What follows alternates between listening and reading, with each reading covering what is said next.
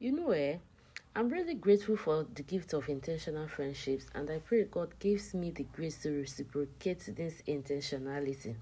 Yes. So today, my friend Jay came visiting. It's been a while since we saw each other. She called me earlier.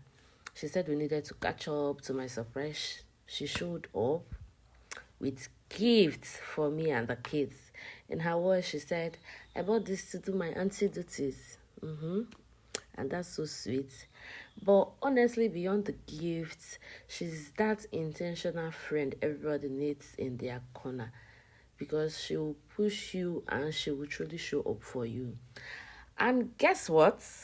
Is like she knew we hadn't had pizza and ice cream in a long time since I've been counting my calories and the kids aren't a big fans or let's say aren't a big fan of pizza. So we rarely order. But wow, the pizza was so yummy. I enjoyed every bit of it and let me confess, I almost ate half of it myself. The kids went for the chicken and the shawarma while I happily enjoyed my pizza and ice cream.